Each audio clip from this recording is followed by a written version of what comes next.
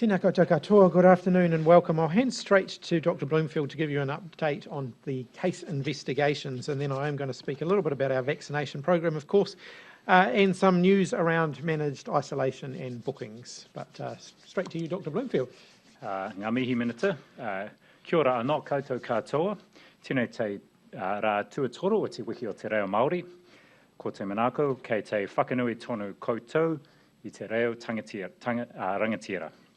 So today we're in the third day of Te Wiki o Te Reo Māori, Māori Language Week, as you know, and I hope you, like me, are also enjoying practicing and improving your te reo during the week. Today there are 14 new cases of COVID-19 in the community. All of these are in Auckland, and it takes our total number of cases in this outbreak to 983. There are also 3 cases of COVID-19 in our managed isolation facilities. Again today, early on, it's clear that all our current new cases are linked to existing cases. An analysis of yesterday's 16 cases showed that 3 were infectious in the community, creating 10 exposure events. However, these were all largely essential businesses such as petrol stations and dairies, the visits that we would expect people to be doing, and all prior to when people were notified they were a contact. On testing, a huge thanks to people in the Auckland suburbs of Mount Eden, Massey, Mangere, Whawona, Papatoetoe, Otara and Manurewa, who have been out and got tested. We saw an increase in testing across Tamaki Makaurau yesterday with 10,341 people taking the opportunity. A huge thank you to everyone across the motu as well who's been tested, a total of 15,105 tests processed yesterday. In terms of the Auckland boundary, later this week, police will begin checking that people who are permitted to cross the boundary have got proof that they have had a test in the last 7 days.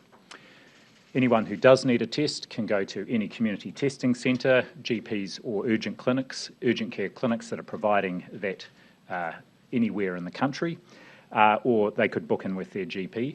Saliva testing is now an option, and we've seen a good uptake of saliva testing, with 176 employers covering more than 1,800 employees signing up to use that modality. And in addition, over 350 individuals have also signed up. On contact tracing, we've now got 996 active contacts being managed by our team here and public health units across the country. Of those, 93% have had direct contact and 91% have returned at least 1 test. Continued follow-up happens of these people to ensure they get their later tests as well. As has already been reported, a worker at the Auckland Hotel Managed Isolation Facility in Auckland has tested positive for COVID-19 as part of routine surveillance testing. There is a potential link with the community case, so at this stage it's not being considered a result of in-facility MIF transmission, and ESR is rerunning the whole genome sequencing today, which should confirm that case is linked to the existing outbreak. We know the worker was fully vaccinated and is also now in quarantine. I want to emphasise the vast majority of doctors and other health professionals support our vaccination program. More recently, this has sparked a deliberate grassroots initiative of doctors who want to help answer questions that people may have about the vaccine. This is called Doctors Stand Up for Vaccination.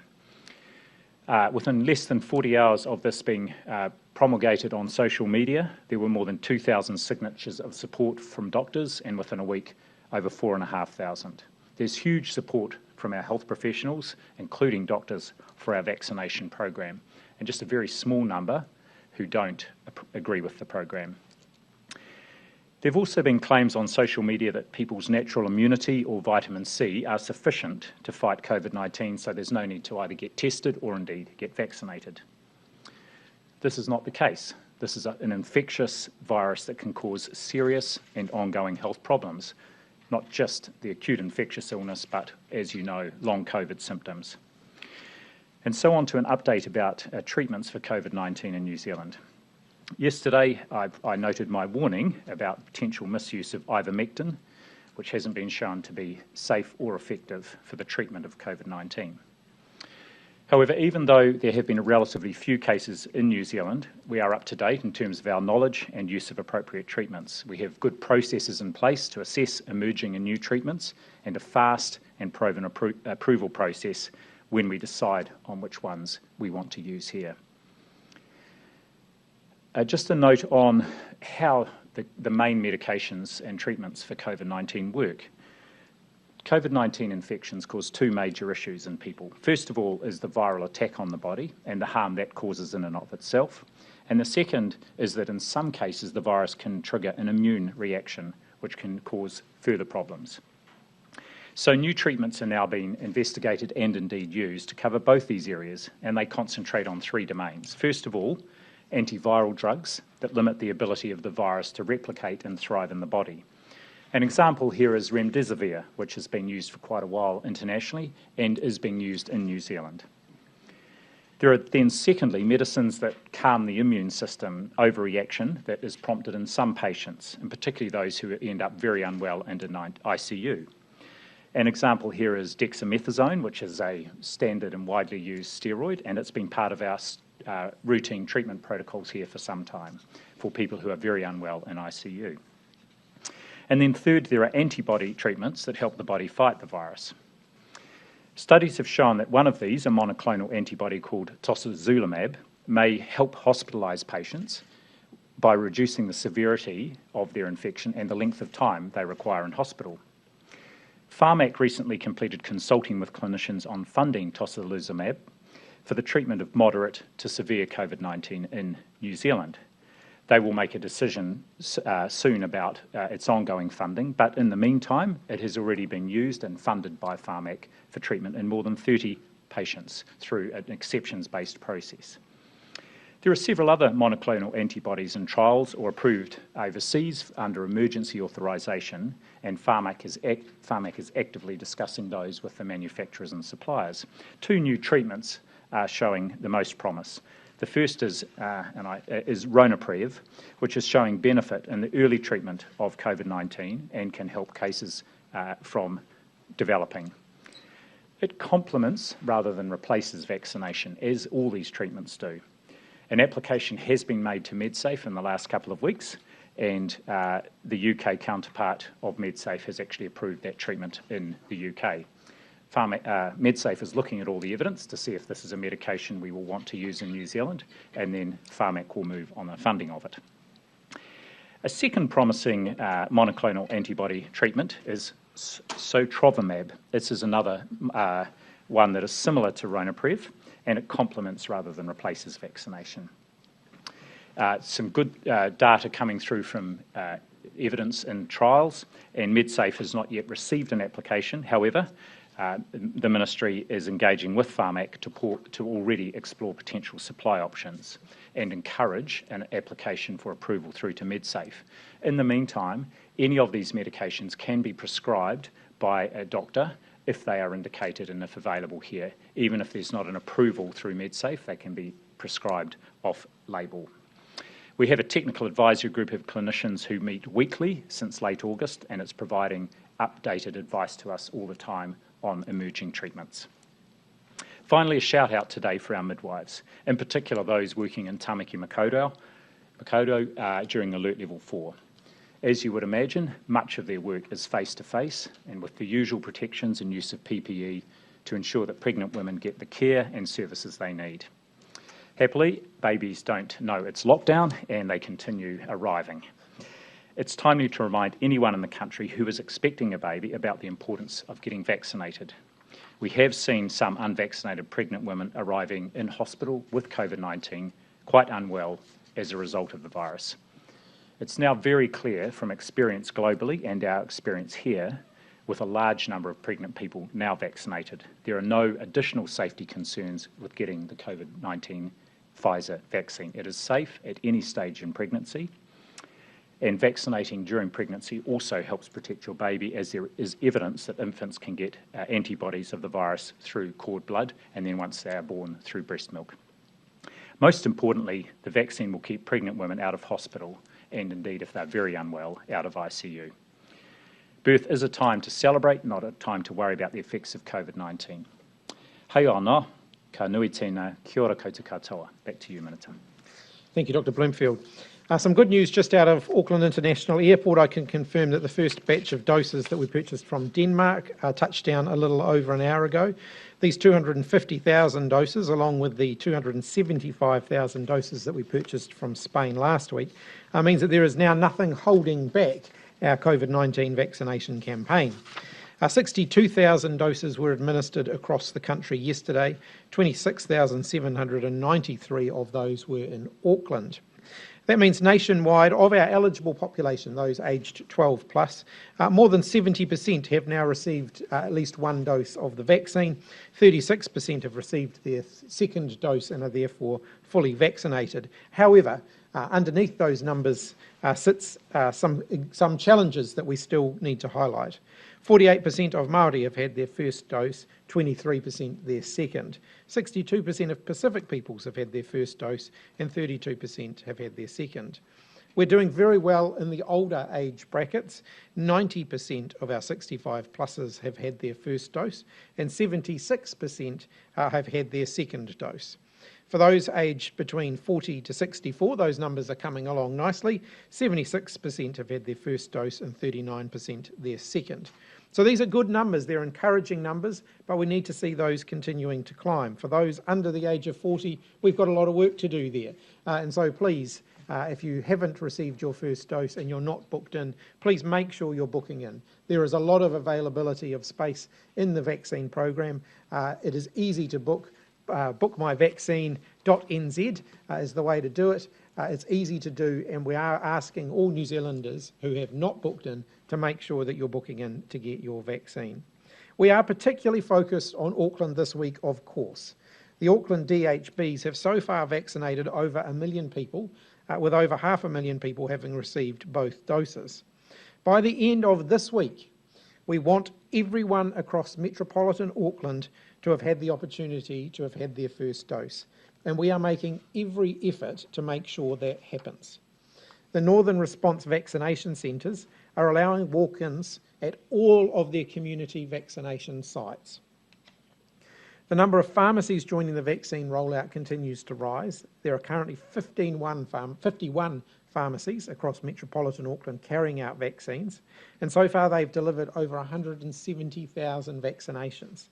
A further 81 pharmacies will be joining the program very soon.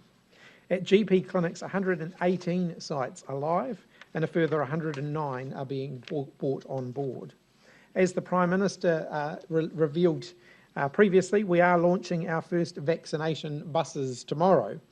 Details are being finalised, but they'll basically be acting as pop-up vaccination centres to deliver outside of the bus to ensure that appropriate social distancing can be observed.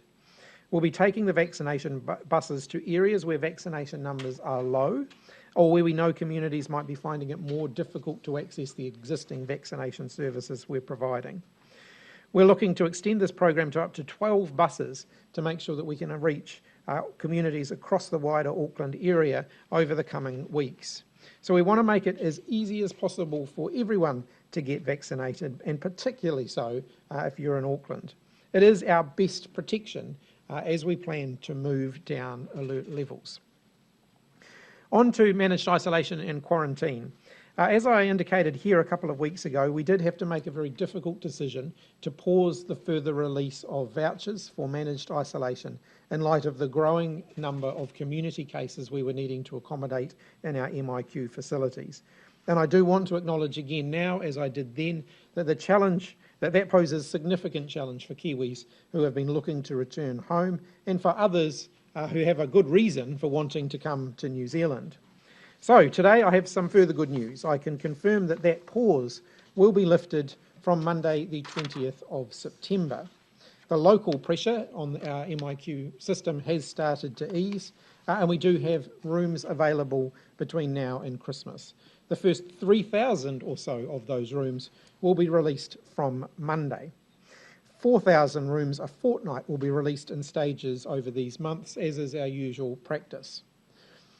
As I signalled previously, the way people apply for these rooms will change. So, some critical times. from 8 a.m. on Monday, New Zealand time, the lobby will be open and the room releases will start from 9 a.m.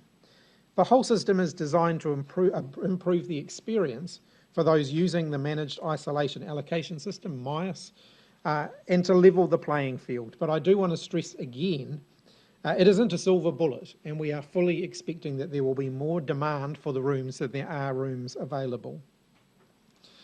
While we make it easier for people who are fully vaccinated to come into New Zealand, while we're looking at the options to do that from next year, we do expect that pressure on our managed isolation facilities will continue through at least until the end of this year. More than 170,000 people have come back into New Zealand through that system. That is a much larger portion than other comparable countries have accommodated through their managed isolation, but there of course are still those unavoidable constraints. So the lobby system is a big change, and all the detail on how it will work will be up on the MIQ website shortly. But I want to make a couple of quick points. It's not a first in, first served model. So if you join any time between 8 a.m. and 9 a.m. New Zealand time, that will secure you an ability to participate in the process. Everybody who enters the lobby during that time will have an equal chance of getting an invitation to book. People will be held in the lobby until the room release begins. Then people will be automatically and randomly moved into a queue. When they get to the front of the queue, they'll be gradually allowed through the website in order to secure a room. There's no need to refresh the website regularly anymore. There's no limit on the number of people that can enter the lobby, thus registering that they are trying to secure a room. Once all the rooms have been taken, all of the available rooms that have been taken, the lobby will be closed. Anybody who is left in the queue or left in the lobby will be informed that the bookings have been completed for the day. That is until the next tranche of rooms is ready, and we will signal when those rooms are being released so that people will be able to come back to the site and take part in that process again. A few very important points. It is important that people know their preferred flight route and select the correct date for arrival once they are in the system. We don't want people to just grab any date if there aren't flights available that will get them there at that date. That could potentially see us wasting rooms. When we've got demand at such high levels, we don't want to see that happen. So people need to check the flight checker on the website before the lobby opens and make sure they're selecting an appropriate date. For people who are wanting to travel from Australia, Monday's voucher release will not include red flights from Australia at this time, so they won't be able to participate on Monday. However, we are planning another voucher release in September, which we do expect people in Australia to be able to access.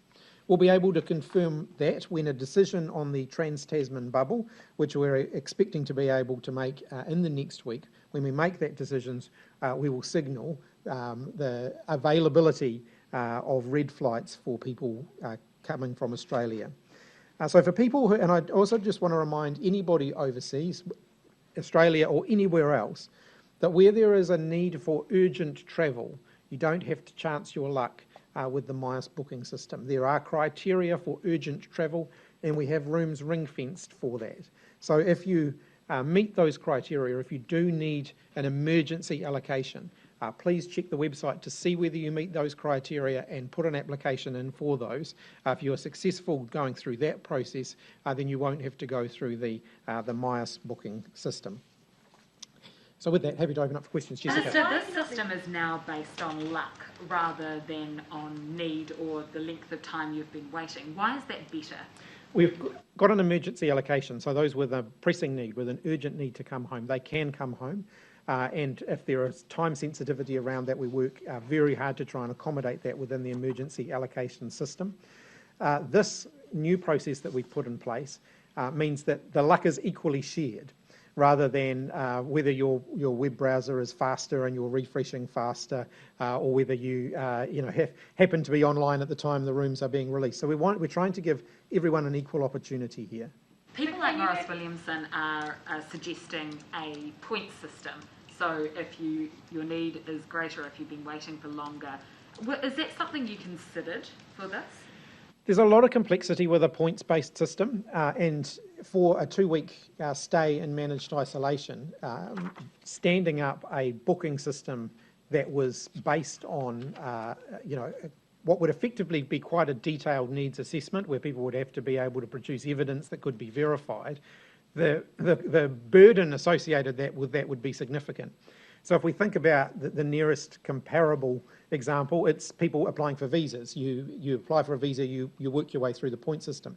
It takes months to process that. There is an army of people who go through and verify all of that documentation. If we were going to do that for managed isolation rooms so that people could, secure a 2-week booking, that would be a huge system, and it would potentially mean it would take a lot longer for people to be able to access vouchers.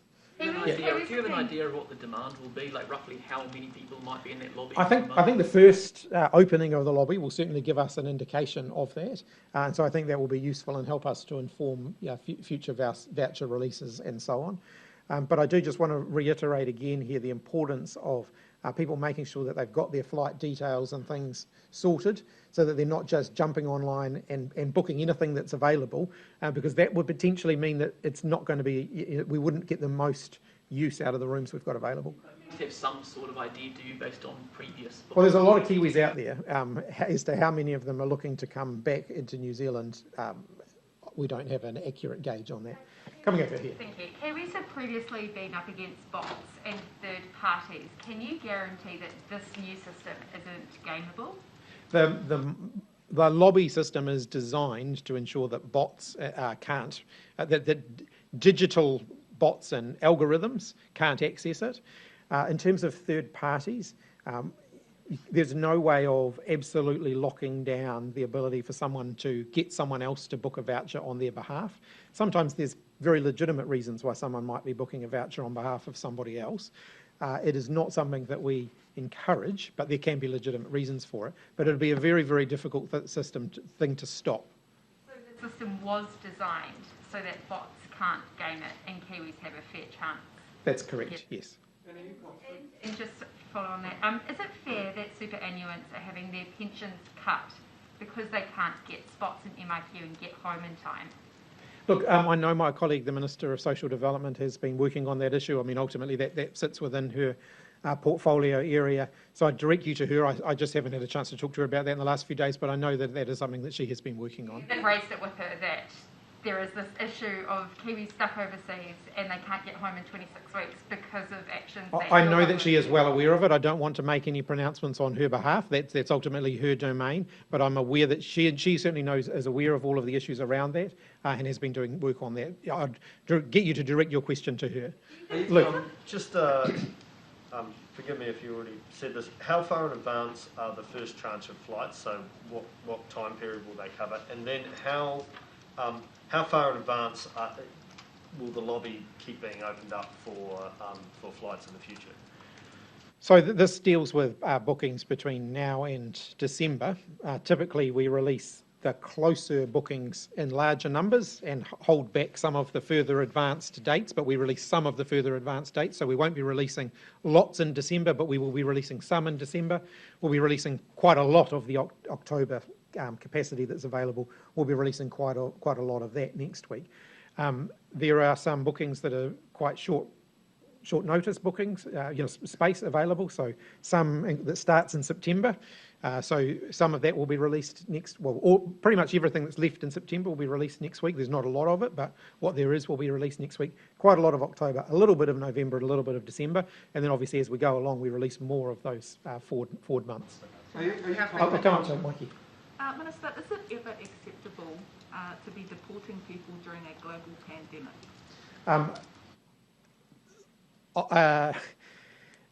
Ultimately, different countries will make different decisions on that, and I'm not going to... Because we're still deporting people despite there being a global pandemic, including to Fiji, who's having a really rough time at the moment. Look, that's not something that I have been briefed on, so it's not a decision that I'm involved in the process on there. Ultimately, other ministers have jurisdiction there, so you'd best direct your question to them. Disappointed though, knowing that we are deporting people back to Fiji, considering as the COVID-19 recovery minister, you yourself knows how difficult it is to deal with the pandemic, knowing what's happening in Fiji in particular. Oh, look, I would say that we are providing a lot of support to Fiji. We have people on the ground in Fiji helping. We've been supplying vaccines to Fiji. As a global community, yes, we are all in this together. The issue of deportations is not one that I'm in a position to comment on, though. Are you confident that on Monday that the MIQ website itself will be able to deal with the sort of onslaught of people in the lobby? That's one of the things the lobby is designed to achieve. One of the risks that we had previously is if we foreshadowed when we were going to be releasing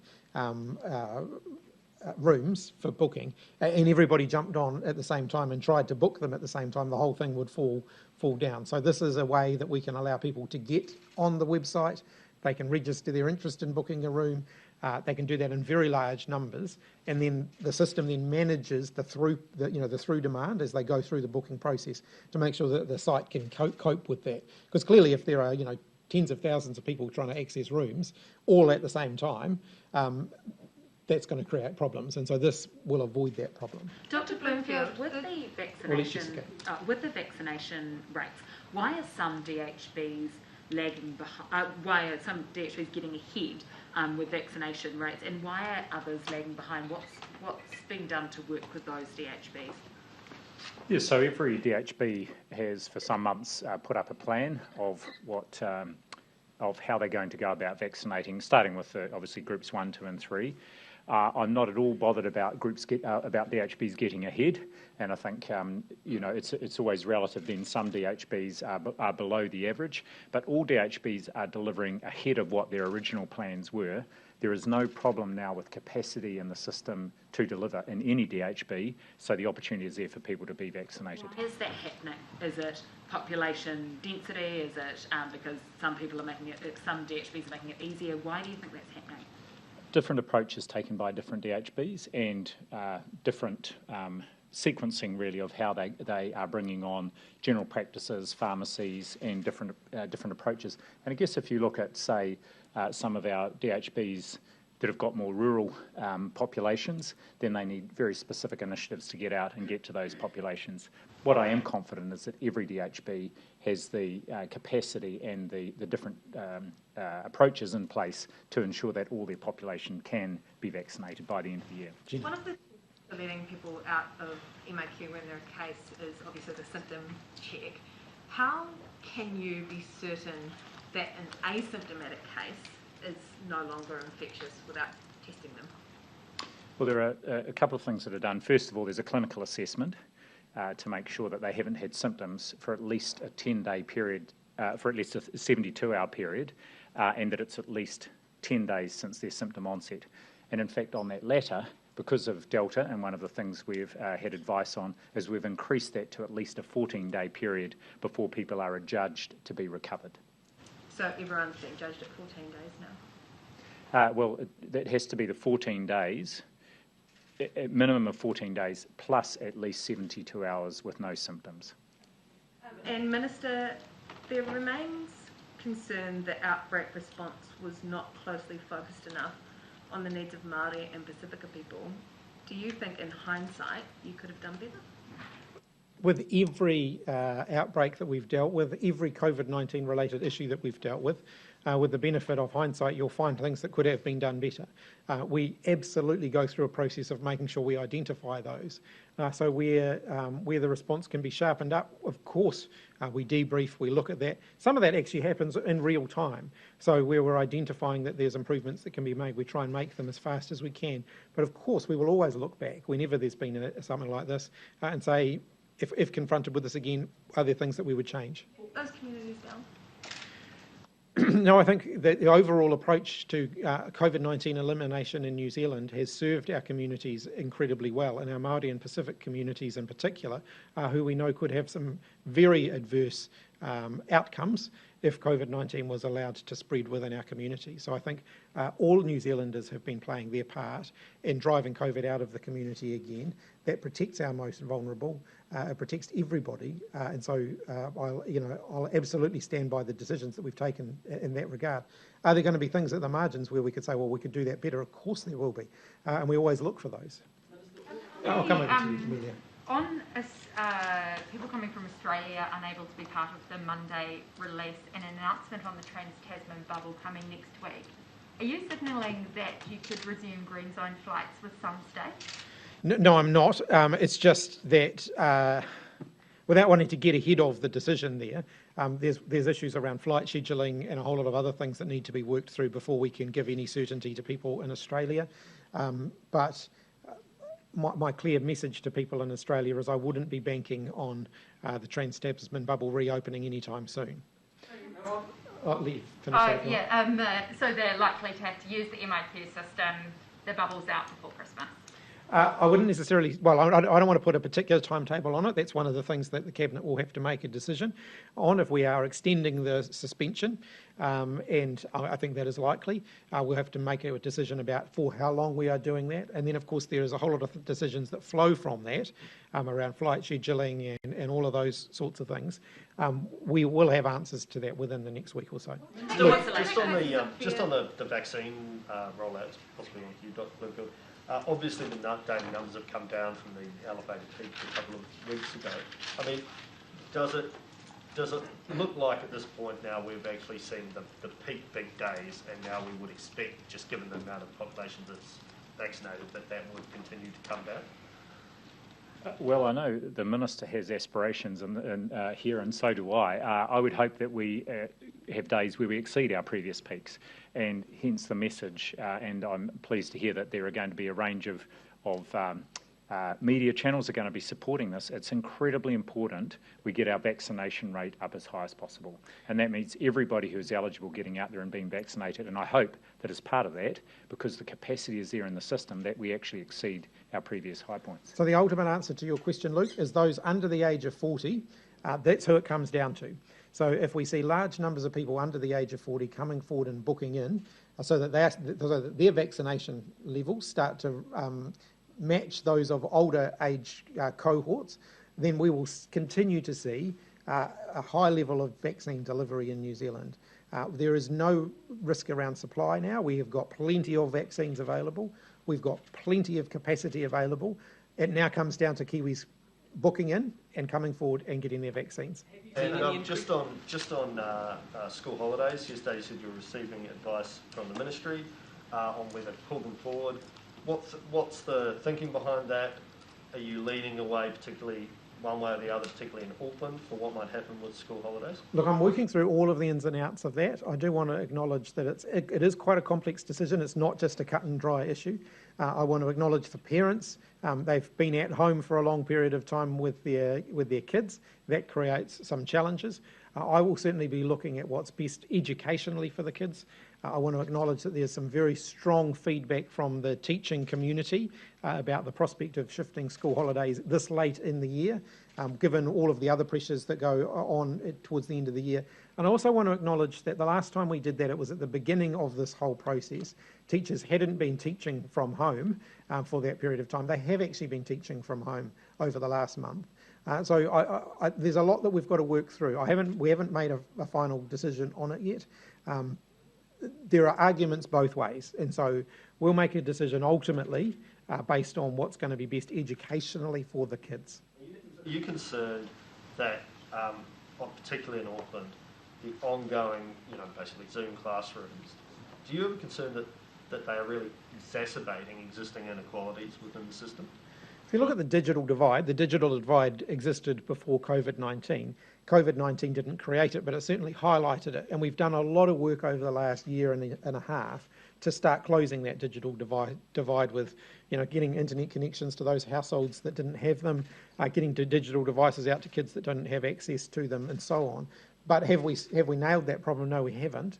And the level of distance learning capacity within schools does vary. So some schools are still using hard packs of printed materials for kids to learn at home. Others are fully digital and engaged. Whole lot of different models being used out there. So yes, that creates some unevenness and some challenges. Now, the best place for kids is still in school. It's still, we want to have them in school as soon as we're able to do that.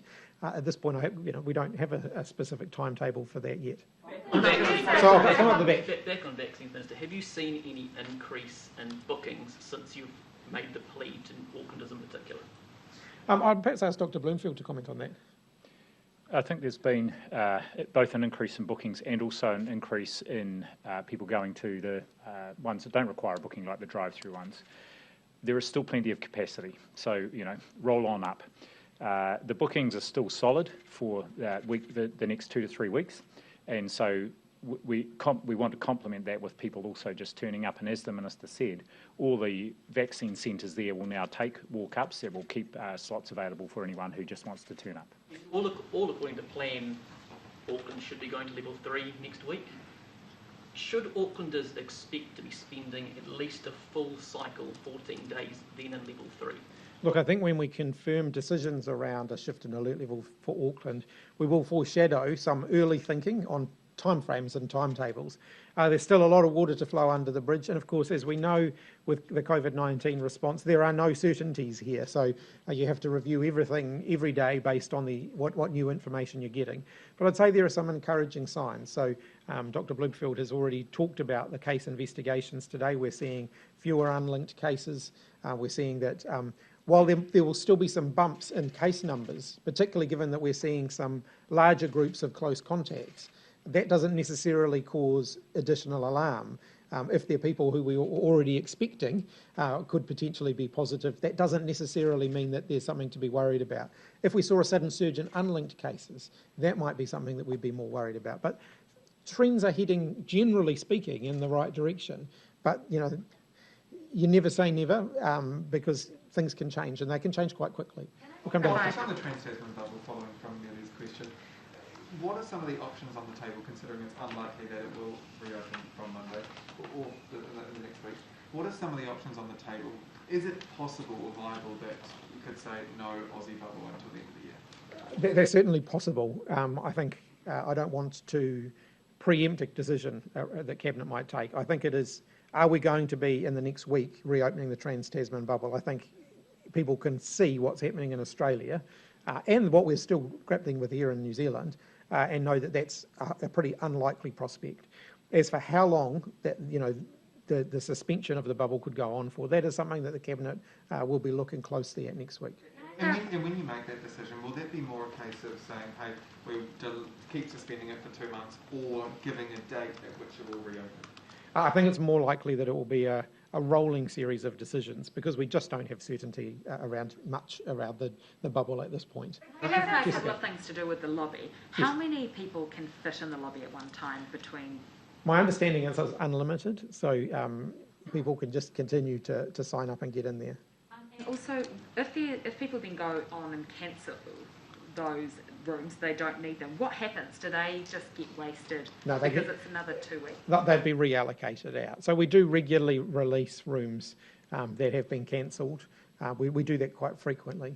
So that'll continue. So you'll have this lobby system, so the 8 till 9 on the Monday morning, that'll take place with those big bulk, and then any cancellations, people will still have to keep checking in daily if they miss out.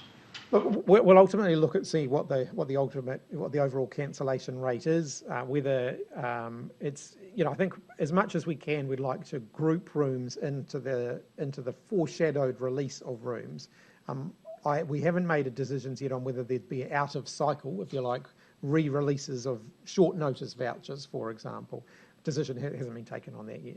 So following up. Actually, I'll come down to you in front. Sorry, now I'll come back to you.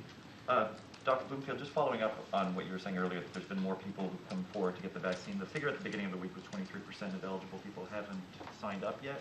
Has that? Do you have an updated figure for that? I'll come back to you on that. I don't have that figure in front of me.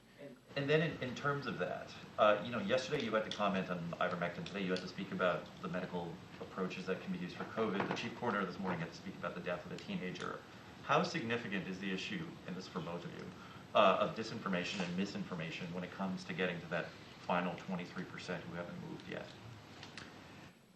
Well, the information about the vaccine has been out there for some time. And I guess I don't think it's so much information, whether it's the right information or mis or disinformation. The important thing is that we make sure everybody knows how they can get the vaccine and why it's important for them to do so.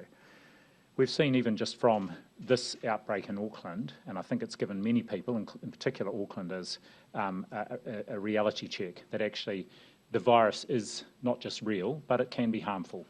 And it has had people in hospital and people in intensive care. It has affected hundreds of people in Auckland. the vaccine is highly protective against having symptomatic infection and getting very unwell and dying from this infection. And we've seen that even in the cases we've seen in Auckland. So I think people need to understand that and take up the opportunity. We've got a very good, very safe vaccine. I don't like to emphasise the misinformation and disinformation out there, because I think the vast majority of New Zealanders understand that getting vaccinated is the right thing, and we will make sure they can.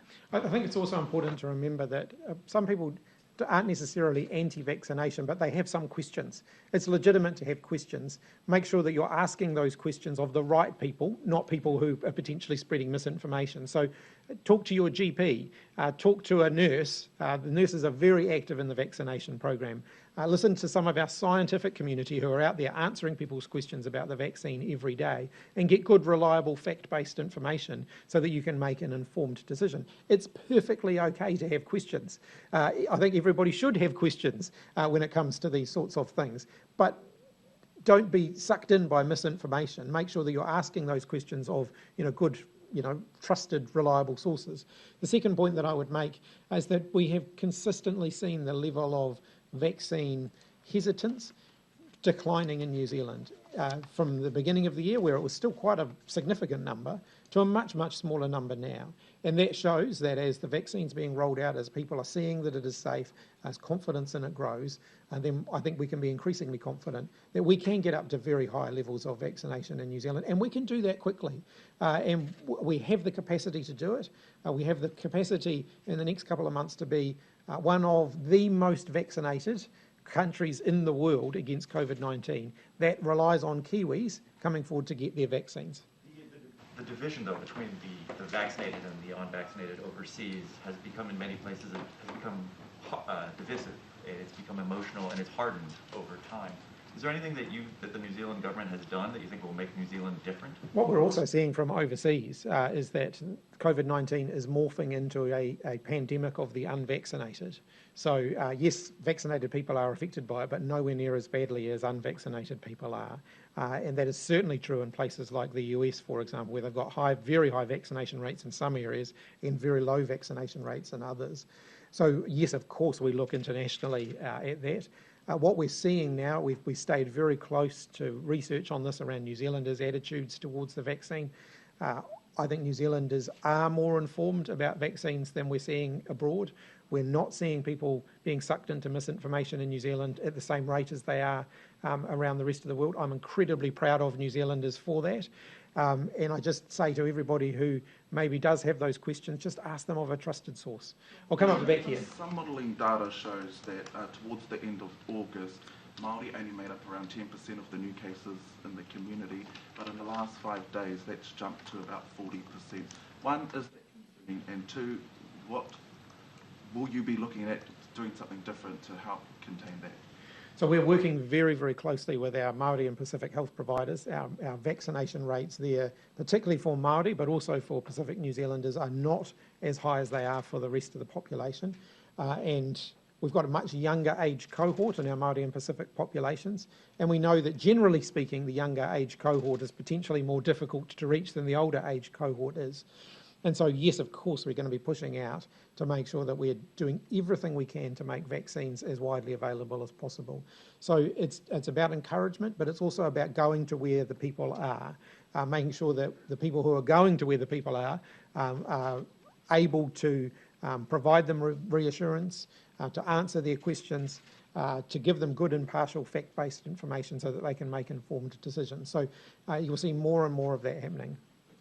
The other data that shows that Māori are 50% more likely to die from COVID, are these numbers not concerning enough to try and change the way that services or other than vaccines are delivered to Māori communities? Oh, well, I know the Director General would like to make a comment on this too, but I would simply take my hat off to our Māori and Pacific health providers who have been working incredibly hard to reach into those communities, to make sure that they have good information, to make sure they have access to the vaccine. And I would simply condemn those who are trying to undermine those efforts. Can I just make a quick comment there? I think one of the things that's really impressed me about the vaccination program this year, and also the response to the outbreak over the last 4 to 5 weeks in Tamaki Makaurau, is the extent to which our Pacific and more recently Māori providers, as we've seen a bigger proportion of the more recent cases have been Māori, have been involved in the testing and also the sort of provision of manaaki support to those whānau that need that. In terms of the vaccination program, I can absolutely say we have had those providers involved right from the start, and you saw through the first 2 to 3 months that actually the rates for our over 65s were highest amongst Māori and Pacific, and that was explicitly because those providers were leading efforts and getting right out into those communities. So I think we'll see a continued strengthening of both the relationships and of those providers with further investment off the back of both the vaccination program and also the outbreak response. We'll come here and then back up the back. There's a report this morning of a person who this week breached the Auckland lockdown and travelled to Whakatane, and they're facing prosecution now. So do you give any details about that situation and I guess how they may have managed to get out of Auckland and if they're vaccinated, tested, that kind of thing? Ultimately, those are issues for the New Zealand police who enforce the lockdown rules. And in the case of people who are permitted for movement, around essential movement, those are questions for MB who make those, or MB and Health who make those decisions. So no, I'm not going to comment on those, particularly not if there is a prosecution looming, or if even some kind of enforcement looming. Those are ultimately matters for those agencies. But I just simply say again, the vast majority of people in Auckland are doing it tough for the rest of the country, and we thank them for that. And the actions of if there are a handful of people who aren't doing that, they're undermining the collective team effort, and they shouldn't. And also just, there's another report this morning about a small outbreak among a Mongol mob chapter in Tamaki Makaurau. Did you have any sort of details about that and any specific supports that have been kind of offered to? Look, all I would say again is that we share information that we collect from people where there's a public health rationale to do so. We don't typically disclose the background information on positive COVID-19 cases or their contacts unless there is a very good reason to do that. I don't intend to start doing that now, but what I can do is provide reassurance to everybody that we're seeing a great amount of cooperation and willingness to engage from the communities of all of those who we are seeing testing positive in the current outbreak. Sorry, I promised you back over there, but we'll come back over here. Thank you. Can you just clarify how often the MIQ rooms will be released? We will foreshadow, they'll be regular, so weekly, fortnightly, they'll be regular, and we will foreshadow when we are releasing them again. For Kiwis stuck in Australia, they went there because your government said it was safe.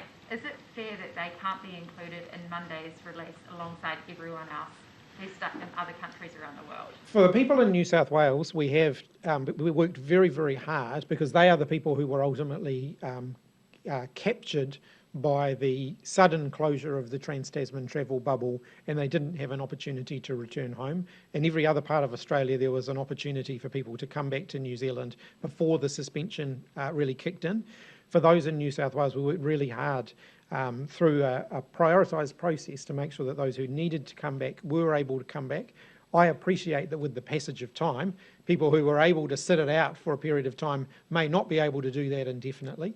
And so that is one of the reasons why next week, when we make that decision, we will set out a lot more specific information for people. I know that there are Kiwis over there who want to get home, and we will certainly be, they are certainly front of mind. I don't want them to possibly feel that they've been forgotten. They have not. Is that urgent enough?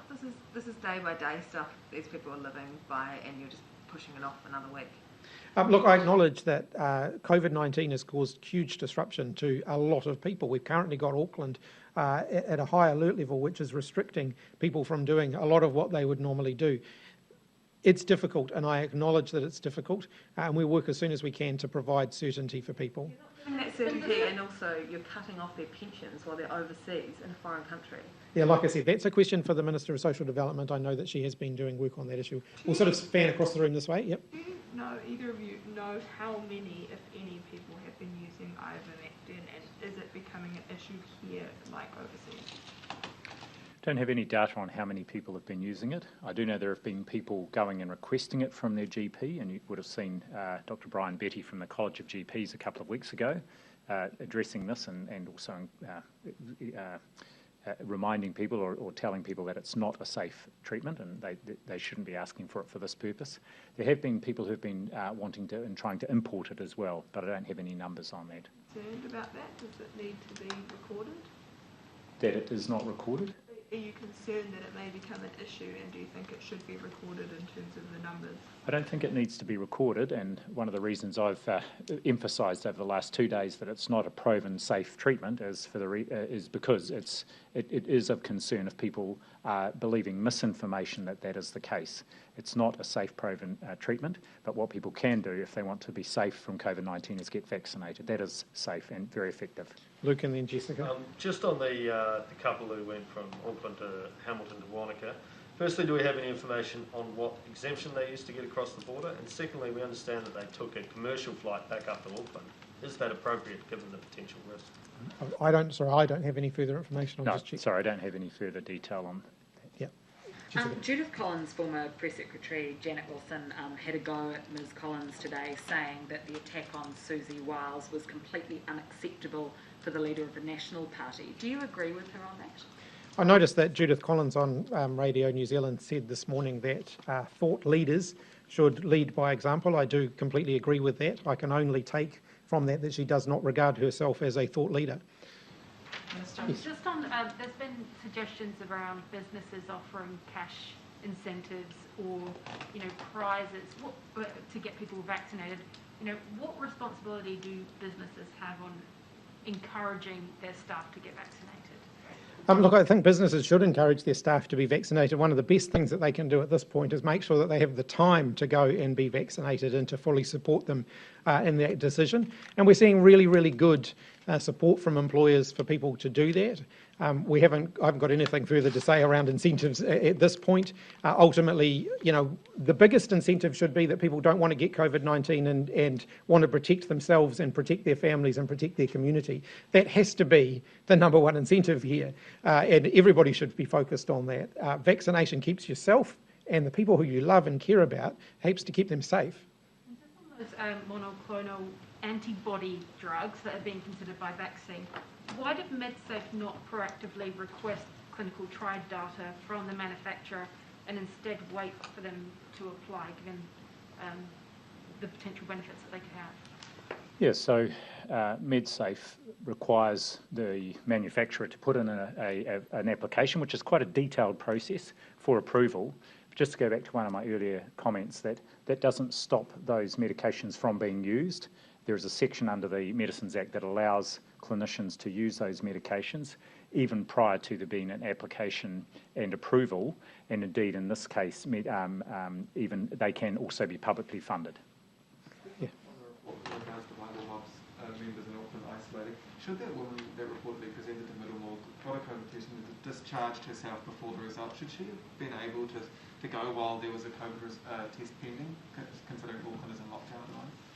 I'll hand that one to the Director General. Yes, that's not unusual. There was no obligation on there's no obligation on anyone to stay. They can, of course, self-discharge. I think the important thing here is as soon as the positive result was received, the person was followed up and found very, very quickly, and then that triggered a whole range of follow-up contact tracing.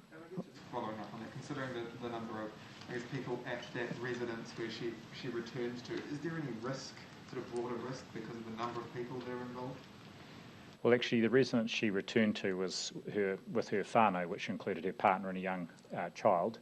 And, of course, what I can say, and as the Minister alluded to, both she and others who may have been contacts have been very well engaged and cooperative with the follow-up contact tracing. So that's really what we're after here is we need to find cases and we need to just stop any further spread. And in that case, there's nothing that I'm concerned about. Lucky last. The vaccine data released today shows that only about a third of Group 4 have not yet been vaccinated, but that rises to 60% for Group 3. Do you know why that might be, or have any concerns about that? Look, I think there's potentially some data issues in there, and that some of the estimates of the size of Group 3, some of those people could have actually been vaccinated as part of Group 4. So happy to go away and sort of crunch that down. I don't know whether the Director General wants to add to that, but I know those earlier groups, of course, are all ultimately subsets of Group 4. And so some people will have been vaccinated through Group 4 that could have counted in Groups 1, 2 or 3, but have ultimately been counted in Group 4 instead. Yeah, I would just add, I think that the important thing, if you think about Group 3, we should really be looking across combined both Groups 3 and 4, what the coverage is. Groups 1 and 2 are a little bit different because they are in higher risk, usually higher risk occupations, so we're particularly interested in getting them fully vaccinated as soon as possible. Across the past couple of days, or the past couple of weeks actually, each day there's been at least a few cases that were infectious in the community. It's not usually a large number, but a few. How low does that number need to go for you to feel confident putting Auckland in level 3, with this likelihood that there might still be a couple cases each day that are infectious while they're in the community? I've never put hard and fast numbers on anything. Ultimately, you look at a range of different factors. Yes, that's one of the things that we'd look at. So are we seeing unlinked cases? Are we seeing people who are active in the community? What's the nature of their activity in the community and the level of risk that comes from that? How many people do we have isolating in the sense of known contacts who are isolating that we're waiting for test results for? How many do we have test results for, and what does that tell us? These are all things that we look at. So there aren't hard and fast rules here. You do have to, I guess, digest quite a range of different information in making decisions around alert levels and future courses of action. All right. What did you think of Jeff Collins' attack on Susie Wild? Like I said, I just, I think we should all lead by example, of course. We should be kind, and we should sometimes reserve our judgment on others. Thanks, everybody. Any ideas or favourite front runners for the vaccine bus? Sorry, I don't have anything on that. Prime Minister might update tomorrow on that.